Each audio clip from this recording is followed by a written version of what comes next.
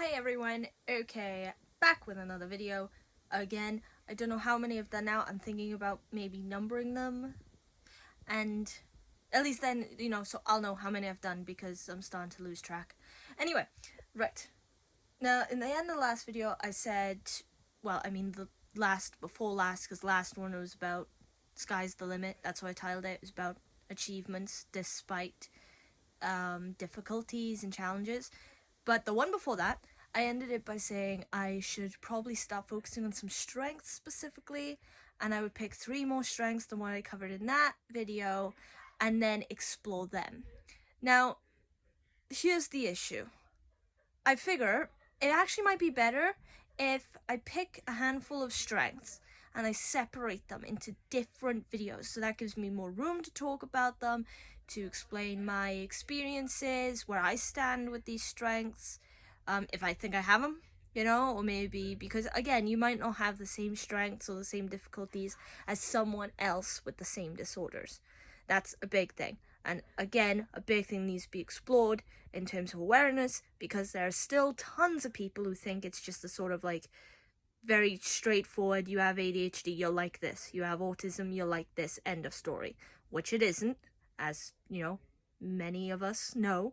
Anyway, now to help me kind of get my thoughts in a cognitive clear row, I have decided to, I've picked up a book, here you go, called Living with ADHD, A Guide for Adults, which I picked up from like a meeting I had, and I'm just gonna occasionally pick something from this book that it mentions and explore it. So I'm not going to be reading the book, and I'm not going to be basically just telling you guys what it says in the book.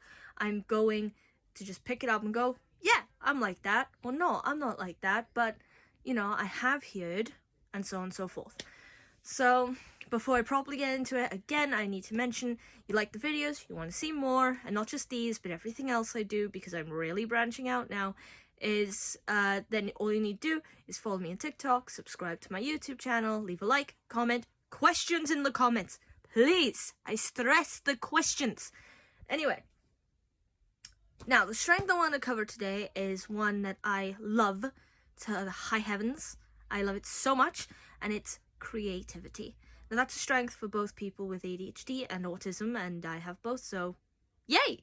Anyway, now people with autism and ADHD tend to be creative. In other words, I think part of it comes down to, because your brain already kind of thinks different to, say, someone who's neurotypical, someone who's not neurodiverse, then you start to think around things.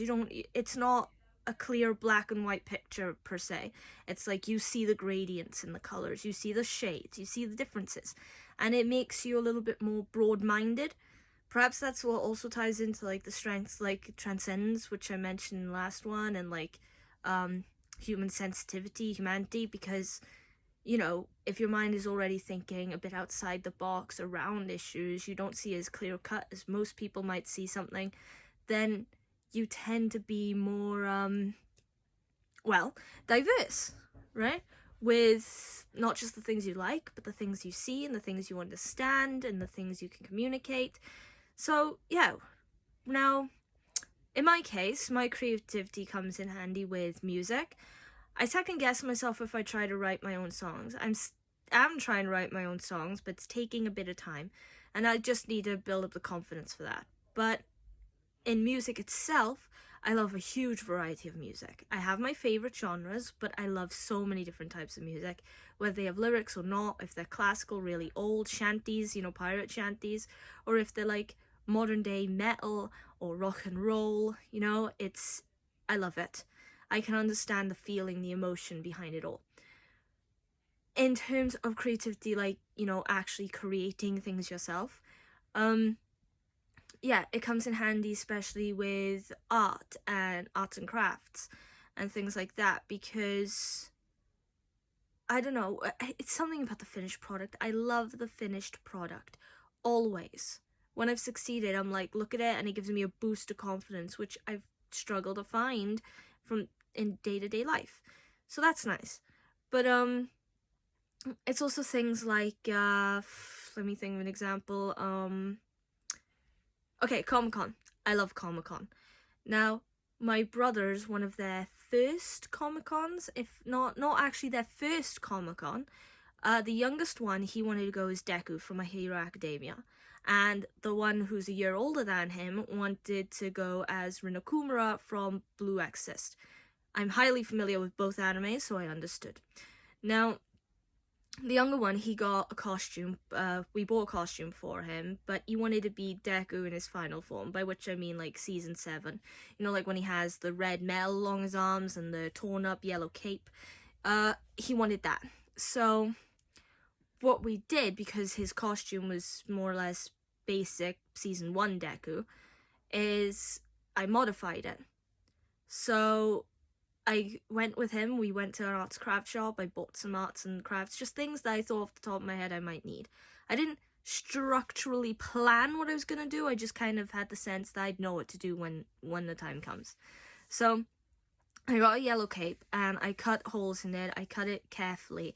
It was kind of almost like fashioning it onto him, so I put it on him, made room for his head, put it on him, tied it where I thought it should be tied, pinned it, tore it, dirtied it up a little bit, and in the end, it looked good. Now, the cape was the easy bit, but then there were the arms, and obviously, I was working with very basic stuff like cardboard and tape, and what I did for the arms was I had this idea of getting red duct tape and using that. Now, I couldn't stick it to the costume itself because, well, that was a bad idea. He kind of wanted to keep the costume in one piece and he didn't want tape stuck to the arms.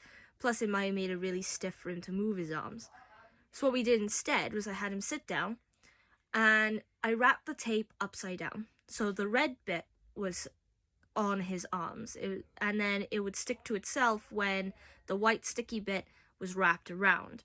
Then I put another roll of sellotape wrapped around his arms, duct tape, in the opposite way. So the red was then facing up and the white sticky bit was attached.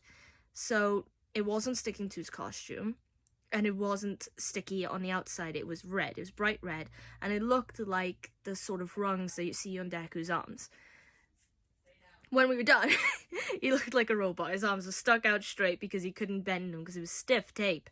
So what we did then was I had him move his arms a little bit, and I found where the joints would be, marked them out, and then I used scissors just to cut a little slit on either side where his elbows would be, on both arms.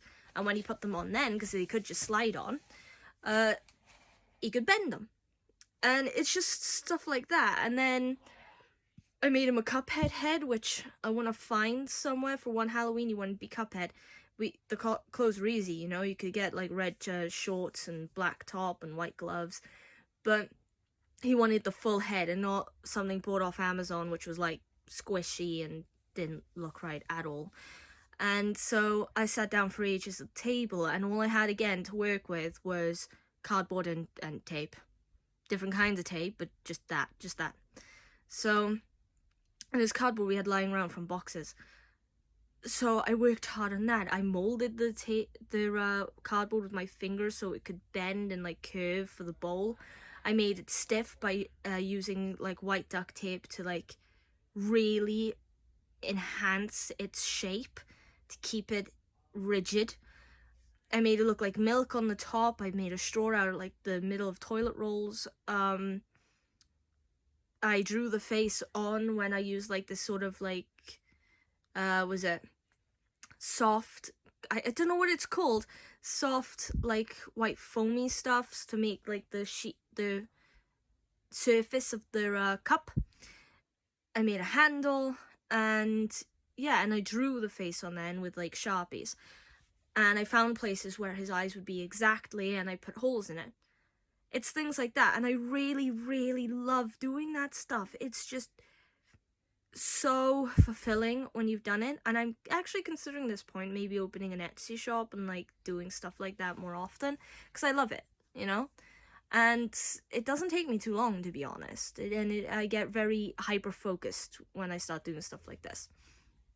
But my favorite thing is for my brother's Rinokumura costume, actually, because I made the sword, which was fun, you know, adding all the different little details, the tassel.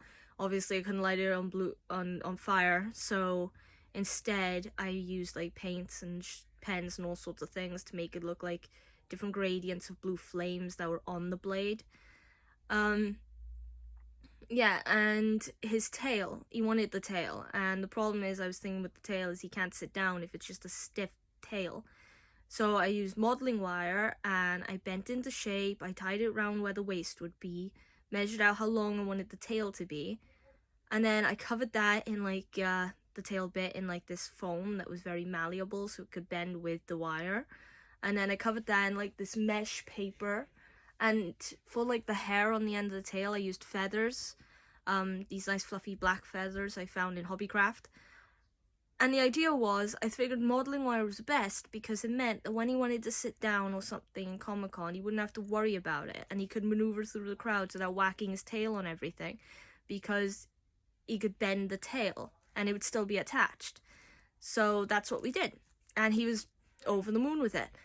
Now that's just what I'm saying, because creativeness I see is a massive advantage, you know, of ADHD. It helps me with writing my novels. It helps me with writing my screenplays, you know, folk horror and stuff I'm mostly interested in, and I want to send that out somewhere. Hopefully someone likes it. Got good grades, so why not? But yeah, so there was a time when I thought it made me like a massive nerd, and sometimes I try to explain what I was seeing in my head and doing with my hands in terms of arts and craft, and nobody would seem to get it, and it made me feel like an idiot because it made me second guess myself and think, oh no, maybe I'm doing it wrong. But no, if you're creative, you're creative. The idea is it comes from you and you alone. It's all about what you're thinking and then making that a reality. So it's not about whether there's a right or wrong way to go about something, because it's just straight up your ideas, your influences, your unique style. So yeah, and I feel like it's almost like creativity is, I don't know, symbolic in its own way of being someone with ADHD, because like I said, I mean, yes, there are difficulties and there are challenges, but the things that make you stand out on the spectrum and stand out, say, in a room full of people who are very neurotypical, make you unique.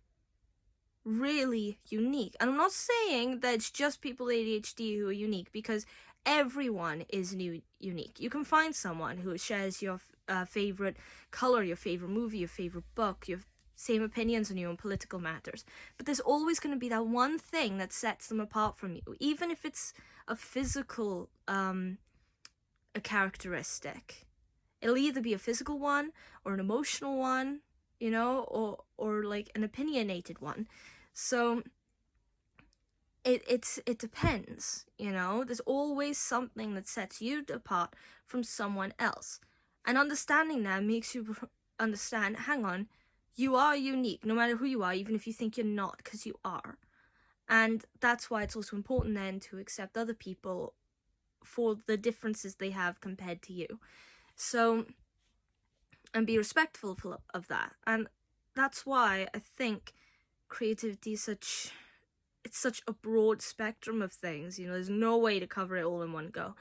But yeah, as far as strengths go, I feel like it's right up there. If I had to rate the strengths that I really make me feel proud and secure as a person with ADHD and autism, I think creativity would be like number one. You know, number one, number two, maybe transcendence, which is the whole, I am saying that correct, right?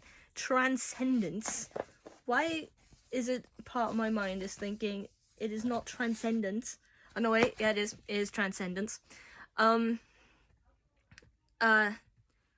that being about open-mindedness. So yeah, those two are vying for first and second places in my top 10, if you ask me. So yeah, so if you're someone creative, you know, and you've made some fun things, some cool projects, everything from paintings to music to screenwriting, poetry, anything, you know, put that in the comments, because that's cool to hear about what other people have gone to, where you know, where their mind has led them. So yeah, also, by the way, I'm thinking of when I do continue on with these projects from time to time, I'm gonna film them and upload them. Because I have a few up already, but it didn't occur to me to film doing them. And also it includes things like makeup, like Halloween makeup and Comic-Con makeup. I love 2 bits. Normal makeup, I know the basics, and that's enough for me. But, yeah, so, and I think I'll do a Beetlejuice one as well, because one of my brothers actually wants to model for that, because he loves Beetlejuice. So do I. So, yeah, so if you're interested in any of that, like I said at the beginning of the video, you know, follow me on TikTok, subscribe to my YouTube channel, leave a like, a comment, and you know, it just occurred to me, in the comments, if there's a particular kind of thing you want to see if I can make, do that too, because I love being given, like, projects to complete when it comes to creativity. I mean, if something needs to be written, or if something needs to be crafted, I will do it. So, yeah, I think that's a good place to end it for now. And I will come back with another strength on the next video. See you for now. Peace out. Whatever, any way that you say goodbye. See ya.